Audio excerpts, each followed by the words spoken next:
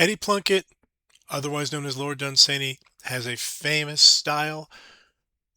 Ursula Le Guin has talked about how it is one of the perils of fantasy writing is the attempt, or it was in an earlier generation, the attempt to start off by imitating Lord Dunsany's style and failing. That it's impossible not to imitate it. It is kind of, she holds up as the kind of thing that should be the standard, but which nobody can actually do.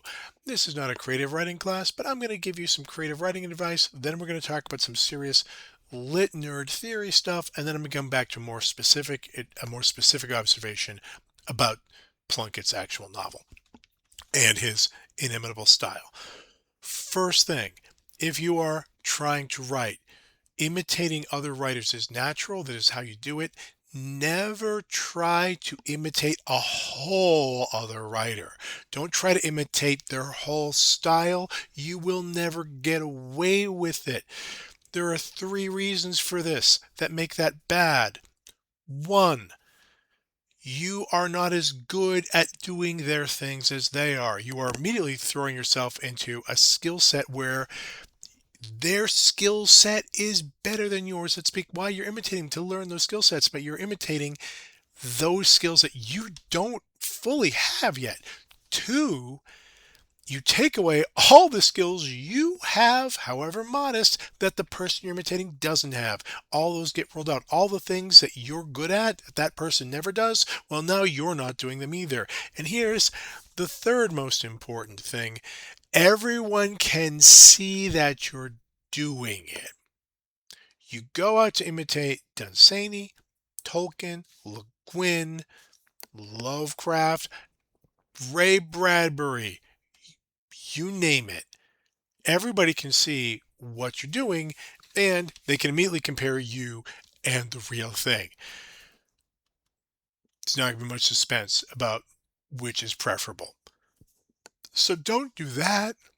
Don't don't try to take over somebody's entire style, or at least not in public. You want to do it as an exercise that you will never show anybody but yourself. You go ahead. What you should do, what is more profitable to do, is try to break down the techniques that that writer you admire is using and try to pick up a thing or two. Don't try to imitate don't try to steal their whole act. Steal one move, maybe two moves, but steal one at a time. Look at a move that they do, something they do well. It's the transitions, it's the way they do dialogue, it's something. Try to imitate that thing and learn it so that you can use it for yourself to do other things with. Then no one will know who you're stealing from, and you can get it. There's no way to learn an entire other writer's style all at once. You can't do it. Learning a few things from them and then putting them to your purposes, that is totally okay to do. Okay. So all that said, people, as I said in the last video, people compare Plunkett's style to the English Bible. One of the reasons it is heavily paratactic, as we say in the trade. This will all be in the description of the video.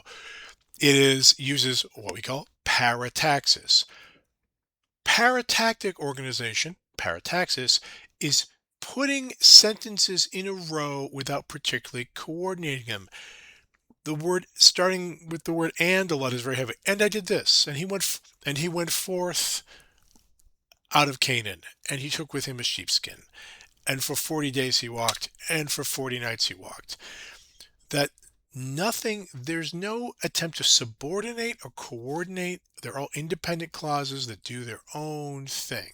This is compared to hypotaxis or hypotactic organization of prose, where you use various like prepositions, etc., to show you where the subordinate clause, because he had long worried about his status in Zion, where he was unpopular with the king. He went forth one morning when when the sky was looking particularly clear, and because he knew it was 100 miles to the next city, he brought with him 3 water skins. Okay, because, therefore, why? Okay.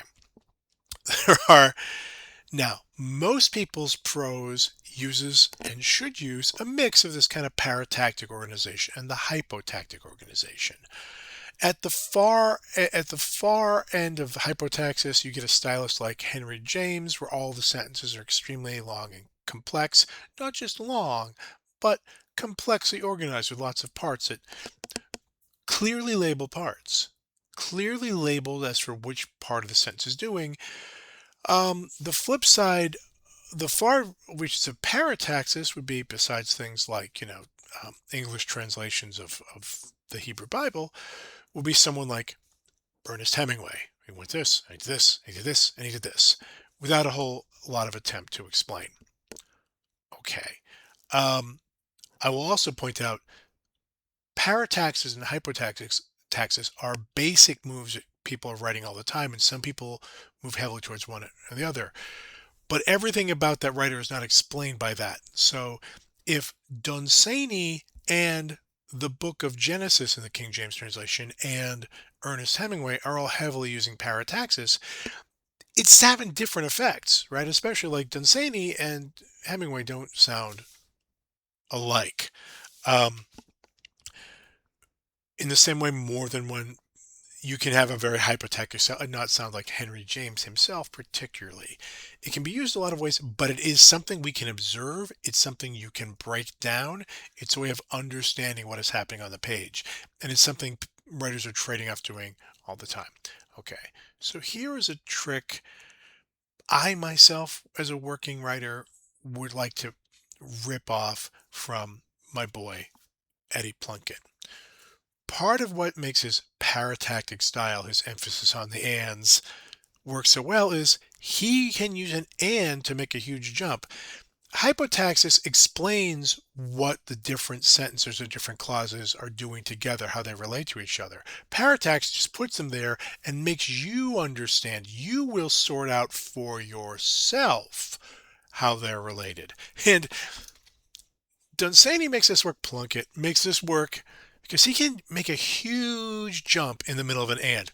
Not an explanation. You then have to fill in the explanation. Here are two examples that from early in the book that I love a lot.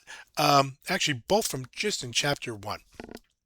And he's cheating a little here with an and so. On page 3, um, no, it's actually on page 2. Here's the Lord of Earl talking to his son Alveric. Go forth, he said, before these days of mine are over, and therefore go in haste, and go from here eastwards and pass through the fields we know, till you see the lands that clearly pertain to fairy, and cross their boundary which is made of twilight, and come to that place which is only told of in song. Okay. Go forth before these days of mine are over, and therefore go in haste. Oh, there's a huge jump there. My days are not long, right? There's an even bigger jump.